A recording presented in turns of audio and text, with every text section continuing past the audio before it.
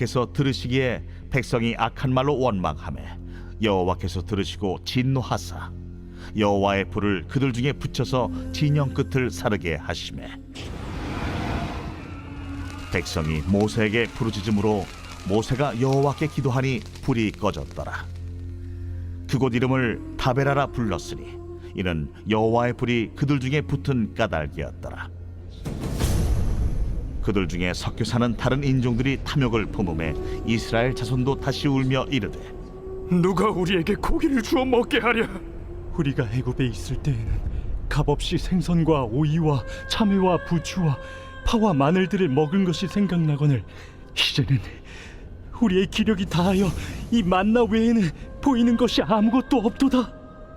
하니 만나는 가시와 같고 모양은 진주와 같은 것이라. 백성이 두루다니며 그것을 거두어 맷돌에 갈기도 하며 절구에 찍기도 하고 가마에 삶기도 하여 과자를 만들었으니 그 맛이 기름 섞인 과자 맛 같았더라. 밤에 이슬이 진영에 내릴 때에 만나도 함께 내렸더라. 오늘도 우리의 삶을 주관하시는 하나님 아버지, 4월 7일 월요일 우리 민수기 11장의 말씀을 통해 오늘 하루를 출발하는 우리 믿음의 성도들의 삶을 우리 하나님께서 말씀으로 인도해 주시기를 원합니다. 우리가 살아가는 삶 가운데에 하나님이 주신 감사의 마음을 잃어버리는 이 불평과 원망이 우리 삶 가운데 너무나 많이 드러날 때가 있는데, 오늘 말씀을 통해서 내가 왜 감사가 사라지고 왜 이 감사의 은혜를 경험하며 살지 못하는지, 무슨 이유로 내가 원망하며 살아가고 있는지 오늘 말씀을 통해 내 자신을 돌아보는 귀한 시간 되도록 축복해 주옵소서. 감사를 드리며 예수 그리스도의 존귀하신 이름으로 축복하며 기도합니다. 아멘. 우리 사랑하는 성도 여러분, 오늘 4월 7일 우리 민수기 11장 1절부터 9절까지의 말씀을 통해서 오늘 하나님께서 내게 주시는 음성에 함께 귀를 기울이기를 원합니다. 여러분들은 요즘 살아가시면서 어떻습니까? 감사가 늘 고백되어지십니까? 아니면 삶의 이런저런 문제로 치여 살다 보니 감사보다는 불평과 원망이 여러분의 입술과 마음과 생각 속에 더 많이 자리 잡고 있는 것을 발견할 때가 혹시 있지 않으신지요? 자, 이스라엘 백성들이 1년이라고 하는 기간 동안 시내산 앞에서 철저하게 광야의 여정을 걸어가기 이전에 모든 이론적인 준비를 다 마치게 됩니다. 하나님으로부터 율법도 받아 율법의 백성이 되고, 그리고 이제는 조직도 완성하고 성막을 중심으로 진을 구성해서 공동체를 형성하고 질서 있게 앞으로 나아가야 되는 모든 그러한 훈련들도 다 받게 되죠. 자, 그러니까 1년 동안 이스라엘 백성들은 광야로 나가서 살아갈 모든 것들에 대한 이론적인 준비가 완전히 끝난 겁니다. 자, 그래서 이제는 우리가 어제 주일날 기록되어 있는 큐티 말씀이죠. 이스라엘 백성들이 드디어 이제는 하나님의 장막 위에, 회막 위에 구름이 떠오르기 시작하면서 본격적으로 이제는 광야의 여정을 출발하게 됩니다. 혹시 군대를 다녀오신 분들은 아시겠지만 여러분, 군대에서 가장 힘든 훈련 중에 하나가 뭐냐면 그게 바로 화생방 훈련입니다. 아마 해보신 분들은 다 경험이 있을 거예요. 이 화생방 훈련이라고 하는 것은 뭐냐면 한마디로 실제적으로 전쟁이 일어나면 적군이 아군을 교란시키기 위해서 소위 체류탄 같은 가스를 막 이렇게 살포합니다. 자, 그러면 그 가스를 마시게 되면 마셔본 분들은 아시겠지만 엄청나게 매웁니다. 그래서 이 화생방 훈련 때에 보면요, 가관이 아닌 거예요. 정말로 볼 때는 누가 볼 때도 정말로 듬직한 아들이고 정말로 멋있는 그러한 청년인데요. 이 화생방 훈련만 들어가잖아요. 그러면 콧물이고 눈물이고 뭐 상관없이 침이고 얼굴 전체가 다 범벅이 되어서 진짜 저게 멋있는 내 아들인가, 멋있는 청년인가 할 정도로 완전히 사람이 무너지게 보이는 모습이 바로 화생방 훈련에서 바로 나온 그 모습이 아니겠습니까? 자, 이런 화생방 훈련을 하는 가장 궁극적인 이유는 실제 전쟁이 일어났을 때에 적이 이러한 가스를 살포함으로 말미암아 우리를 교란시키는 것을 미리 경험해보고 이것을 어떻게 막아낼 것인지, 어떻게 이걸 극복할 것인지를 실제적으로 한번 경험해보는 훈련이 바로 화생방 훈련이에요. 자, 그런데 이 화생방, 이 가스실에 들어가기 전에 교관으로부터 훈련에 대한 모든 것들을 이론적으로 다 교육을 받습니다. 자, 이 체류탄 가스가 어떤 성분을 갖고 있고, 자, 이거를 마셨을 때 어떤 현상이 나타나고, 자, 그리고 체류탄 가스를 너무나 많이 마셨을 때에 내가 어떻게 이것을 벗어날 수 있는지, 자, 이러한 모든 부분까지 어떻게 빨리 회복될 수 있는지, 이러한 많은 요소들에 대한 교육을 실제로 이론적으로 굉장히 많이 받아요. 그리고 훈련도 많이 합니다. 그래서 다 들어요. 그리고 그 교관이 시킨 대로 하면은 된다라고 하는 생각을 가지고 이제는 실제적으로 여러분 가스실에 들어가잖아요. 그러면 제일 먼저 깨닫는 게 뭐냐면 이거 이론적으로 배운 것하고는 너무나 다르다라는 거예요. 내가 들은 것하고요. 내가 실제로 경험하는 것이 너무나 다르다라는 겁니다. 그러니까 다 들었어요. 이스라엘 백성들이 1년 동안 이론 교육을 철저하게 받았습니다. 그런데 그렇게 이론 교육을 받고 들었던 것 가지고 광야에 나가서 살아가는 삶은 실제와는 너무나 다르다라는 거죠. 배운 것하고는 너무나 다르다라는 것이죠. 자, 어제부터 실제로 이제는 광야를 걸어가기 시작합니다. 자, 그런데 광야를 걸어갈 때 1년 동안 배웠던 그 배운 대로 광야의 여정을 걸어가며 살아가는 것, 자, 이론대로 살아가면 되는 줄 알았는데 실제로 뚜껑을 열어보니까 너무나 힘든 거예요. 너무나 힘든 겁니다. 여러분 그럴 때 있지 않습니까? 어떤 성도들이 이렇게 간증을 하게 되면 그 간증을 들으면서 나도 저렇게 살아야지. 그래 나도 오늘부터 저 간증하신 그 분처럼 오늘도 그렇게 믿음으로 살아야지. 나도 할 수 있어. 마음의 준비를 가지고 실제적으로 삶의 광야로 나아가면 어떻습니까? 실패할 때가 너무나 많다라는 거예요. 여러분 구속사의 관련 속에서 이 실패도요. 사실은 구속사 안에 다 포함되어져 있는 겁니다.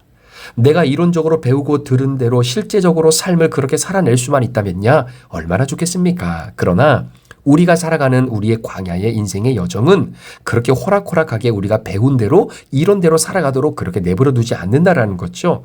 당연히 실패할 수 있고요. 실패해도 괜찮습니다. 왜냐하면 구속사의 관점에서 보면 그렇게 실패한 내 자신을 바라보면서 내가 얼마나 부족한 사람이고 그래서 나는 하나님의 은혜가 전적으로 필요한 사람이구나 라고 하는 것을 영적으로 깨닫게 될 수 있기 때문이다라는 것이죠.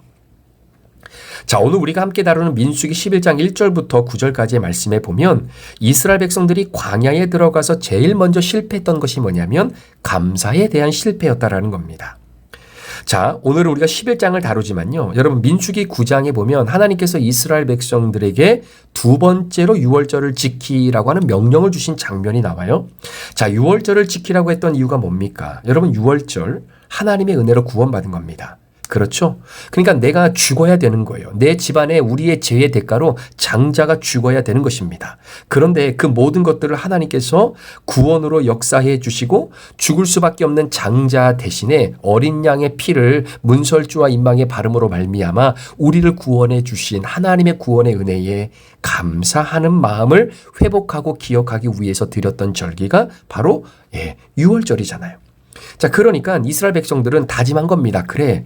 하나님이 우리를 이렇게 구원하셨기 때문에 그 구원의 은혜에 감사한 마음을 가지고 내가 광야로 나아가리라. 그러니까 광야로 출발하기 바로 직전에 마지막으로 이들이 행했던 그 유월절 행사를 통해서 바로 이 감사의 고백, 감사의 신앙을 다시 한번 회복하겠다라고 하는 이론적인 고백을 확실하게 갖게 된 거죠. 자, 그런데 여러분 그런 이론의 마음과 감사의 고백과 그 확신을 가지고 광야로 나간 지 3일 만에 실패합니다. 여러분 3일 만에 실패해요. 원망이 터져 나오고 불평이 터져 나오기 시작합니다. 자, 그래서 학자들이 따질 때에 아니 이렇게 준비되어지고 감사에 대한 절기를 통해서도 다시 한번 하나님 앞에 고백하고 나갔던 이스라엘 백성들이 도대체 무슨 이유 때문에 광야로 나간 지 3일밖에 되지 않았는데 이렇게 원망하고 불평할 수밖에 없겠는가? 많은 학자들은 그 이유를 물 때문이다라고 이야기합니다. 자, 여러분 이 식물계에서는요, 특별히 산소가 없어도 여러분 살 수 있는 그러한 동물들도 있을 수 있고 살 수 있는 식물들도 많아요. 그런데 물이 없잖아요. 자, 물이 공급되지 않으면 생명이 존재할 수 없다라는 겁니다. 소위 사람도 과학적으로 보면 물 없이 25일까지는 버틸 수가 있다고 그래요. 그런데 진짜로 우리가 살아가면서 물이 없잖아요. 그러면 거의 대부분의 일반적인 사람들은 3, 4일 정도 지나면 동물도 그렇고 사람도 그렇고 제대로 삶을 영해 나갈 수 없다라는 겁니다.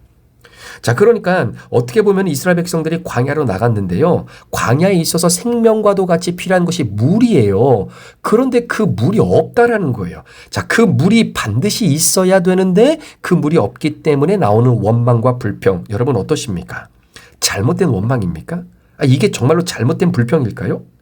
정말로 믿음 좋은 사람도 여러분 통장에 돈이 떨어지고 밸런스가 0으로 딱 떨어지잖아요. 걱정합니다. 근심합니다. 물론 이론적으로는 그런 상황 속에서도 감사할 수만 있다면 얼마나 좋겠어요.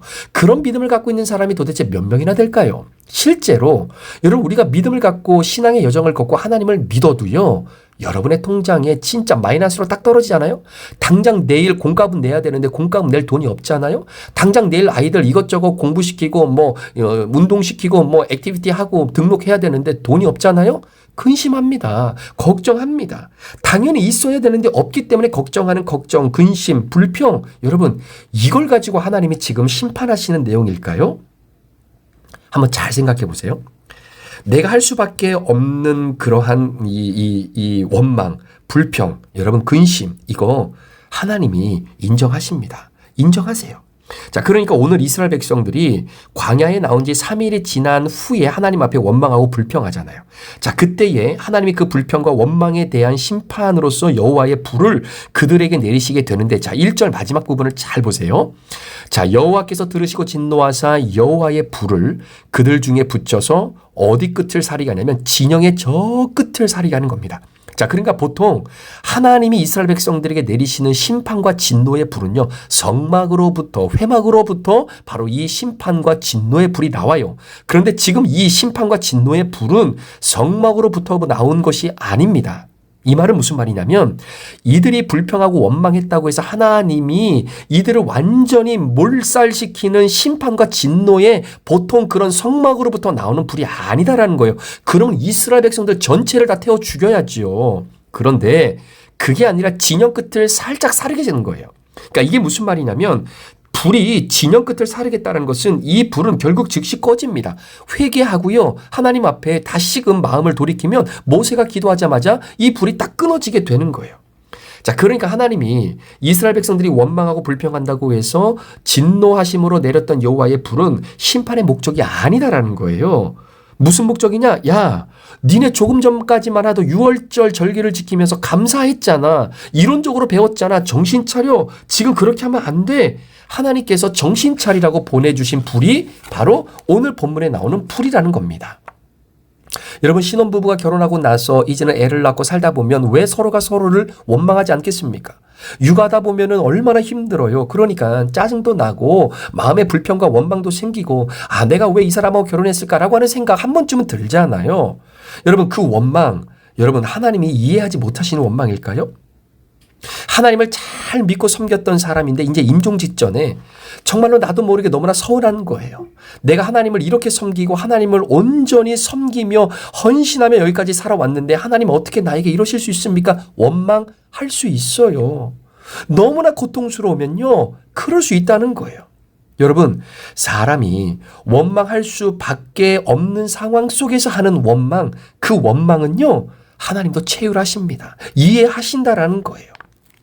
자, 그런데 오늘 하나님께서 이스라엘 백성들, 아니 오늘 우리들에게 이런 원망과 불평이 왜 죄악이 되느냐라는 것을 오늘 우리에게 보여주고 있는 그 말씀이 중요하다는 겁니다. 자, 4절 이후의 말씀에 보면요. 하나님이 죄로 규정하시는 원망이 있어요. 자, 그렇다면 왜 원망이 시작될 수밖에 없었느냐? 자, 4절의 말씀해 보니까요. 그들 중에 섞여 사는 다른 인종들이 탐욕을 품음에 이스라엘 자손도 다시 울며 이르되 누가 우리에게 고기를 주어 먹게 하랴라고 하는 말씀이 나옵니다. 자, 여기에 보면요.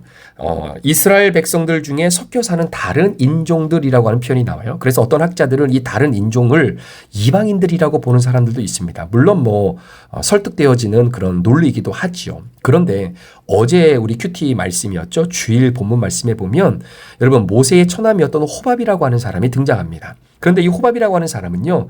유대인이 아니에요. 이방인입니다. 미디안 사람입니다. 자, 그럼에도 불구하고 하나님께서 이 미디안 사람인 호밥을 이스라엘 백성들의 공동체 안으로 인정해 주시고 받아들여 주셔서 그를 변화시켜 주심으로 말미암아 이방인에 대한 하나님의 긍휼의 마음도 보여주시는 장면이 어제의 큐티 본문에 기록되어져 있는 거예요. 자, 그러니까 오늘 4절에 기록되어 있는 다른 인종들이라고 했을 때 이들을 그냥 피부색이 다른 그런 이방인들, 유대인이 아닌 사람들로 단도직입적으로 말하기에는 조금 어렵다라는 부분입니다. 또 어떤 학자들은요, 바로 이런 그들 중에 섞여 사는 다른 인종들을 이스라엘 백성들, 유대인들 가운데에 200만 명이나 되는 어마어마한 사람들 가운데 오합지졸로 걸어다니며 살아가는 사람들, 그리고 불량배들이 있다라고 이야기합니다. 자, 이들이 어떤 사람이냐면, 자, 200만 명이나 되는 유대인임에도 불구하고 하나님의 구원에 대해서 감사할 줄도 모르고 여전히 이 세상의 복을 추구하며 살아가는 무리들이 있었다라는 거죠. 다시 말하면 팔복을 추구하며 살아가는 인생이 아니라 세상에서 얻어내는 기복을 추구하며 살아갔던 사람들, 바로 이러한 사람들을 이방인, 인종들, 다른 인종들 이렇게 표현하고 불량배라고 표현하기도 하는 겁니다. 자, 그러니까 탐욕을 불러일으켰던 것, 자, 탐욕을 불러일으켰던 바로 이 사람들. 자, 그렇다면 여러분, 왜 탐욕이 원망을 일으켰느냐라는 거예요. 왜 탐욕이 원망을 일으켰느냐라는 겁니다. 자, 사람이 마땅히 있어야 하는데 없음으로 인하여 가지게 되는 근심, 이건 합리적인 근심이에요. 합리적인 불평이다라는 것입니다. 그럴 수 있어요. 이건 탐욕이 아닌 거예요. 자, 그런데 하나님께서 야, 그럼에도 불구하고 이건 탐욕이야, 이건 죄야 라고 하나님이 규정해 주신 것이 있다라는 거예요. 자, 그렇다면 오늘 본문 4절에 보면 다른 인종들이 탐욕을 품음에, 자, 그러면 이들이 품었던 탐욕은 어떤 것이고 그들이 품었던 탐욕을 왜 하나님이 불평이고 원망이고 죄라고 말씀하신 이유가 뭐냐라는 것이죠. 자, 4절과 5절을 제가 다시 한번 읽어볼게요. 그들 중에 섞여 사는 다른 인종들이 탐욕을 품음에 이스라엘 자손도 다시 울며 이르되 누가 우리에게 고기를 주워 먹게 하랴. 우리가 애굽에 있을 때에는 값없이 공짜로 값없이 생선과 오이와 참외와 부추와 파와 마늘들을 먹은 것이 생각나거늘 이라고 표현합니다. 자, 여기서 중요한 것은 5절에 이스라엘 백성들이 애굽에 있을 때에 생선도 먹고 오이도 먹고 참외와 부추와 마늘과 파와 이런 거 먹었어요. 근데 이걸 어떻게 먹었습니까? 돈 주고 먹었습니까? 공짜로 먹었습니까? 공짜로 먹었어요. 그런데 엄밀히 말하면 공짜는 아니죠. 내가 무엇인가 대가를 지불하고 먹었습니다. 자, 그런데 그 지불한 대가가 뭐냐라는 거예요. 그것은 애굽 사람들에게 자기 인생의 소유권을 내어주는 노예의 신분으로 있었을 때 먹었던 것, 그것이 생선과 오이와 참외와 부추와 파와 마늘을 먹었다라는 거예요. 그걸 공짜로 먹었다라는 것이죠. 자, 여러분 보세요. 왜 이들이 이러한 음식들을 그냥 돈을 지불하지 않고 공짜로 값없이 먹을 수 있었던 이유가 뭡니까? 그들이 노예가 되었기 때문이에요. 그렇죠.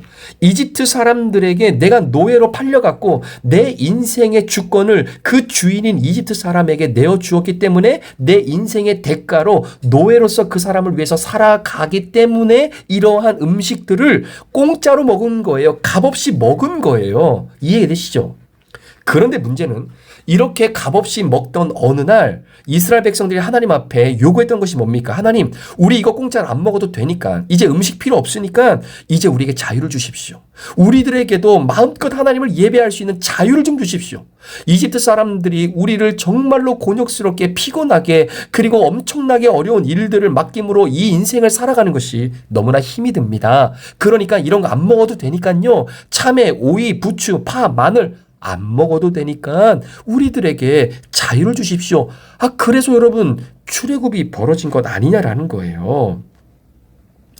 자, 보세요. 그렇게 해서 광야를 나왔습니다.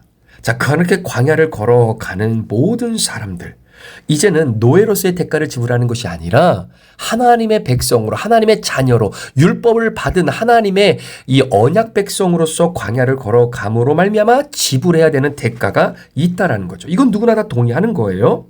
자, 그런데 여러분 한번 생각해 보세요. 제가 이렇게 한번 설명해 볼게요.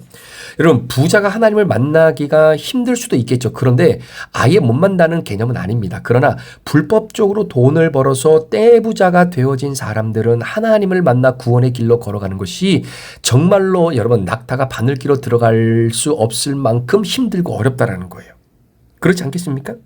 내가 세상의 것을 다 누리며 살아가고 있으면서도 하나님의 은혜를 추구하고 하나님의 인도하심을 받겠다? 여러분, 이거는 거의 불가능하다라는 겁니다.